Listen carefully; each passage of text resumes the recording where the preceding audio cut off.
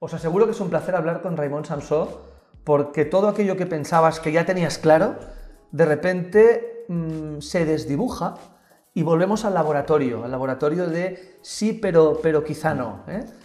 Raimon, hablemos del futuro. El futuro parece que mucha gente, muchos de nosotros a veces lo concebimos como algo que está ahí y que algún día nos tocará vivir el futuro, ¿no? Es como una cosa que está ahí quieta y nosotros llegaremos al futuro.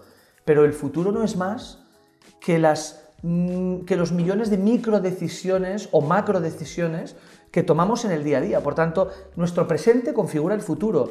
Por tanto, conciencia, decisiones bien tomadas, bien pensadas, y todo eso va a hacer el escenario de futuro que vivamos, ¿no? Sí, ¿qué es el futuro? Yo lo definiría como una consecuencia irrelevante del presente. Y digo irrelevante porque en realidad es irrelevante. Lo que es relevante es el presente. Fíjate que el futuro y todo se escribe únicamente en el presente. Las personas normalmente ponen mucha atención cuando tienen que tomar grandes decisiones. Pues cuando cambian de casa, cuando se casan con alguien, cuando van a tener un hijo, cuando cambian de trabajo, en fin, cuando toman decisiones importantes. Son 4 o 5 al final. Que son 4 o 5 al final en la vida. Y le dejan de prestar atención a las decisiones diarias, pero que tomamos continuamente.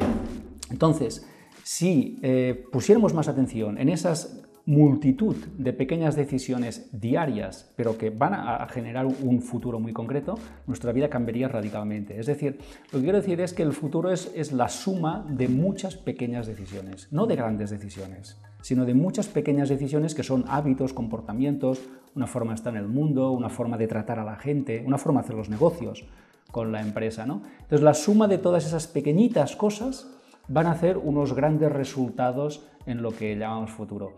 Y en el tema de las decisiones, yo quiero introducir el factor conciencia-corazón. Es decir, cuando decidamos algo, aunque sea en el tema de negocios, sí, en el mundo de la empresa, sí, hemos de poner el tema de los valores y la emoción encima de la mesa. ¿Cómo me siento yo con esto? ¿Esto me lleva a lo que yo quiero o me aleja de lo que yo quiero? ¿Yo creo en esto o no creo en esto? Es decir, vamos a tomar decisiones muy sentidas y en las que pongamos mucha conciencia. Si lo hacemos, no nos garantiza que siempre acertemos, que vaya bien, porque ¿no? nos equivocaremos siempre en la vida tomando decisiones.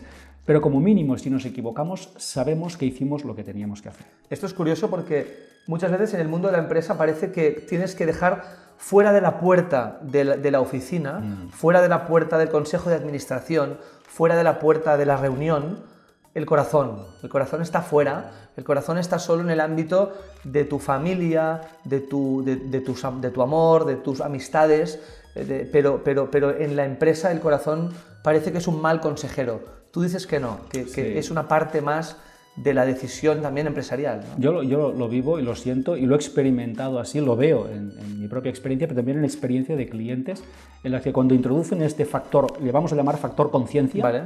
Que no es el único, también hay que pensar, hay que discutir, hay que reflexionar, pero el factor conciencia cuando lo ponemos, yo creo que acaba llevando nuestras vidas a un inmenso y gran éxito. Y como dices tú, hemos de empezar a dejar de lado las empresas y negocios que están desalmadas, que no tienen corazón, que no transmiten, porque sus clientes quieren eso. Precisamente lo que quieren es conexión y quieren corazón. Por tanto, empresas con corazón, sí.